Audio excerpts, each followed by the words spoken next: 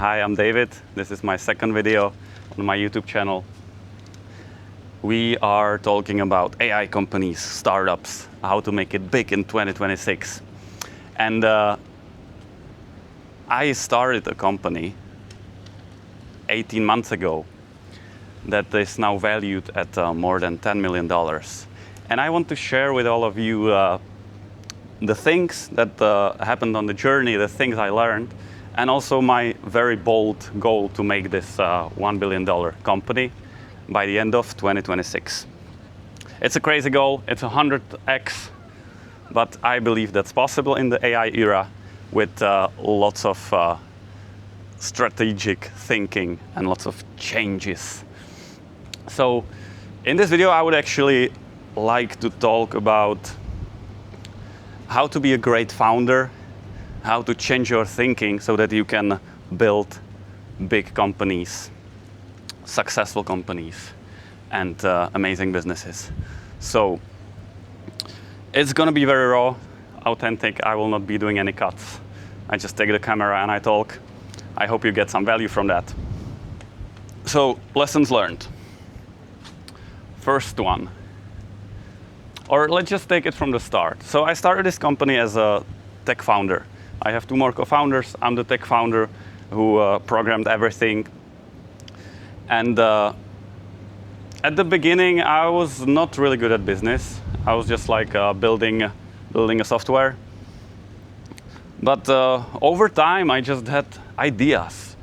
I just felt like, how can we make this much bigger? And I came with an idea to join Martel Ventures, which is an accelerator by Dan Martell, one of top 20 American influencers in business and AI. And we were actually accepted in Martel Ventures.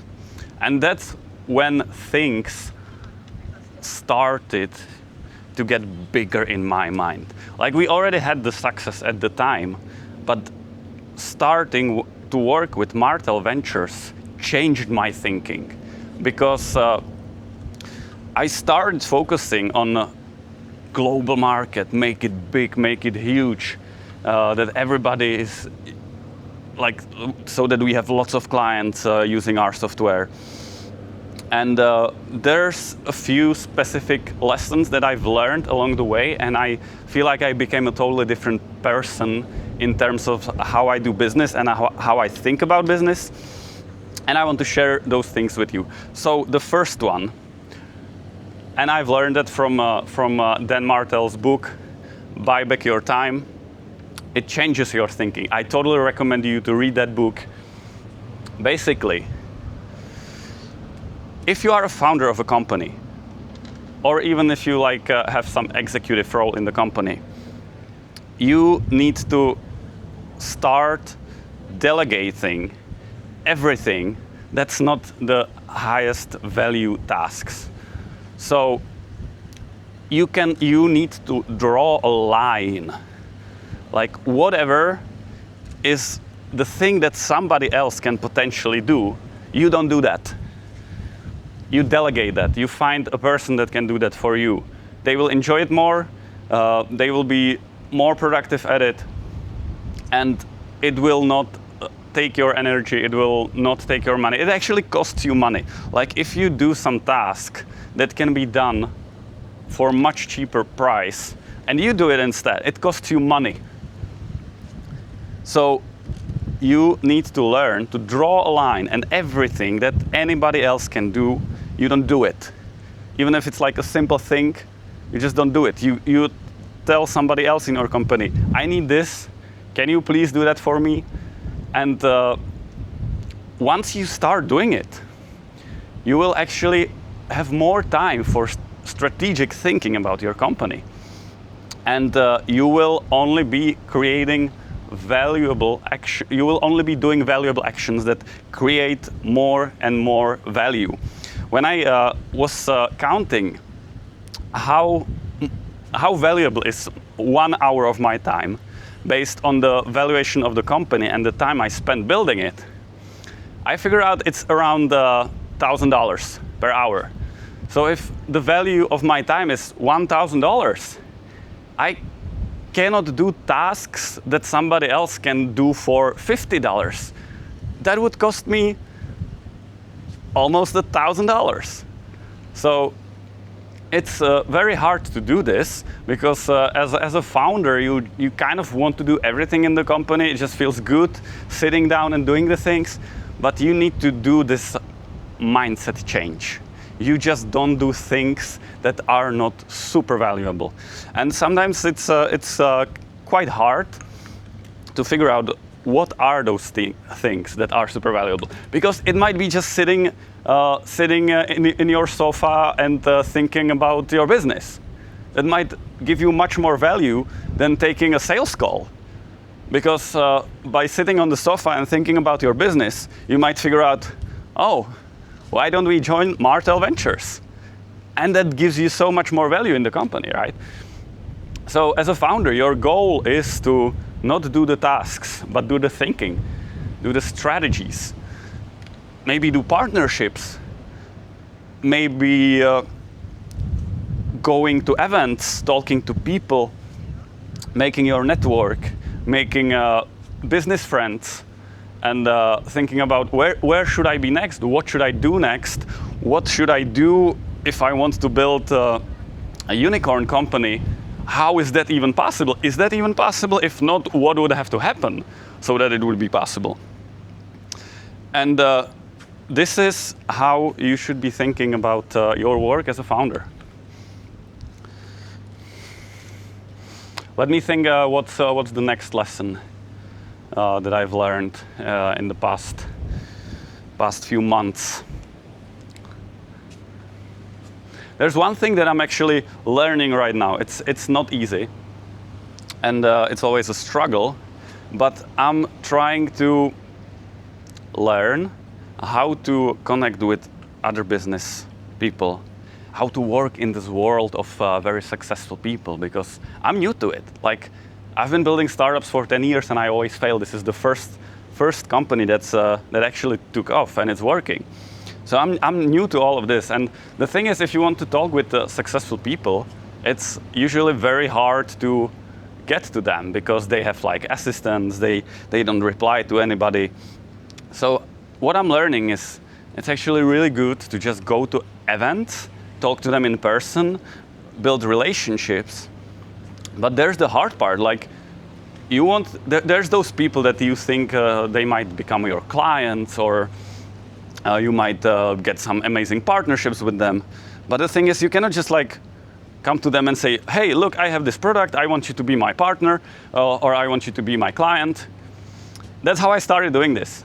Like, okay, what's your business? This is my business. Okay, that could really help you. So maybe you want to build with us. But that's hard. This is called networking. Like, you just go to people at events and you talk to them. And sometimes it works. Sometimes you might find some good connections. But the thing is, lots of successful people, they just work on relationships. So you need to be friends with them, and then it's much easier. And they will actually want your solution if it's a good fit for them, because you are their friend. So that's a thing that I'm working with right now, like changing my mindset around this a little bit, not like networking, but more like creating relationships. It's more long-term process, and it's something that I'm not really good at yet, but it's something that I really need to learn, because I just understood a few weeks ago that this is the way to build successful business. You need to find people that can get value from you. You can give them your value, but you need to create relationships. It's not just like, here's my product, buy it. It doesn't work like that. So that's second thing, learning how to build relationships. Let me think what will be the next. As I said, these videos are very raw, authentic. I didn't really plan it. I was just like, let's grab the camera, let's grab the mic and shoot something, give value. So let me think for a sec what I want to talk about next.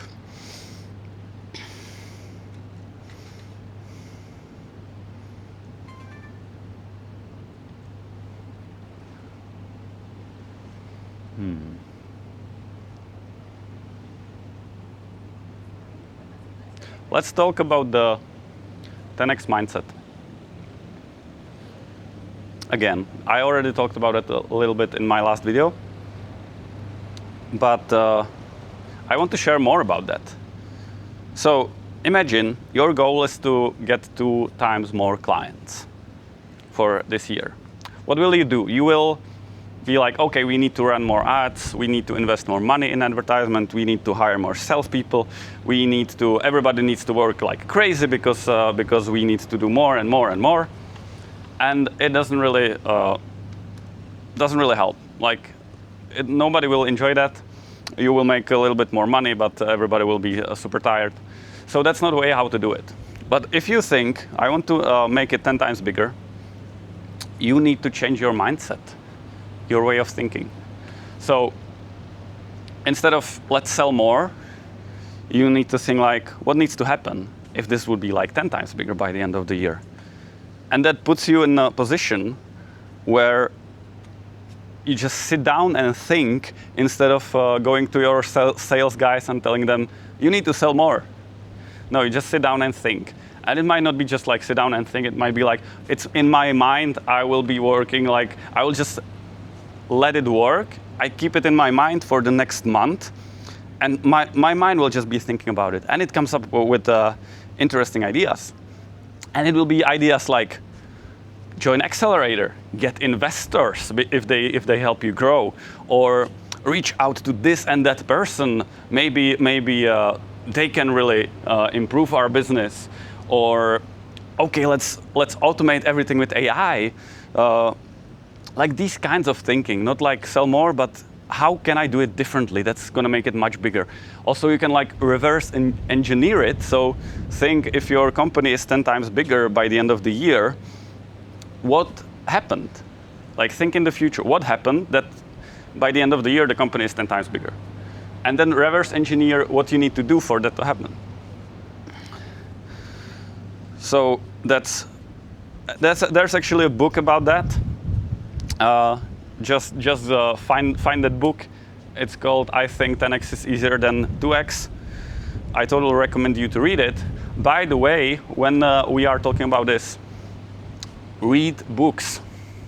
That's another thing I learned in the past few months. Reading books is super valuable because it has like the whole outlook on some topic, and if you just like watch a YouTube video, you don't get the whole picture, and you don't like put it inside your mind in such an intense way that you would actually go and do that. If you read the book, it's much more powerful than if somebody just tells you, like me right now, to do this. Because if you read the book, you spend more time on it, and it just gets in your brain.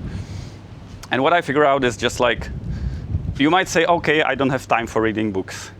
Okay, so what do you do when you are driving somewhere? What do you do when you are in the gym? What do you do when you are waiting for something? Well, probably nothing. But what you can do is listening to an audiobook. Once again, like if you are driving somewhere for 1 hour, what value does that hour have? 0. Like you didn't do anything, you were just driving. And you cannot delegate it because you need to get somewhere. But if you would be listening to an audiobook during that 1 hour, that's the $1,000 value, because you as the founder are learning something and thinking about your business. What I do like in the past few weeks or past few months, I'm like on average on a different continent every 2 weeks. I do lots of business travel.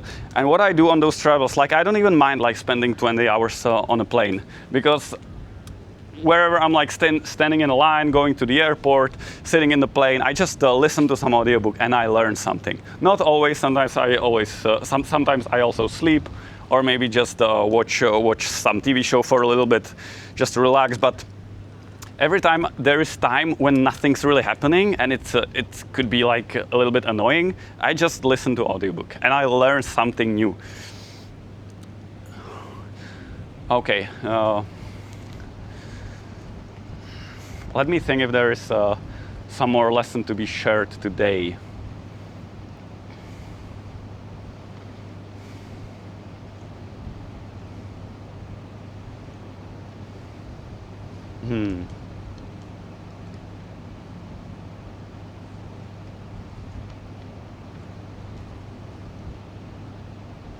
Yes, I want to talk about one more thing. Just like a little bit of a background, how I was always thinking about investing. Like people around me, they were like investing in stock or Bitcoin, or investing like buying properties or whatever. And I was always like, I'm investing in myself. I'm like, instead of putting, like making lots of money on a job or something and putting it in some investment portfolio, I was always just like, no, I will rather like take less money and in the spare time work on myself, because if I don't work full time, I can work on myself. Like I was actually never an employee, but I was like, I had some clients or I was building some startups, but I was always like underpaid kind of. And the work that I was putting into it, that was my investment, and that's what paid off. So like I was always against making more money and investing them in something, because you can either do that or you can make less money and invest the time in yourself. And I feel that was really a good decision. Like when I look back at it, it was just it was what made me successful, because instead of trying to make as much money as I can, I was just focusing on improving myself. And I didn't have like savings. I didn't have invested money for a very long time. But I've built myself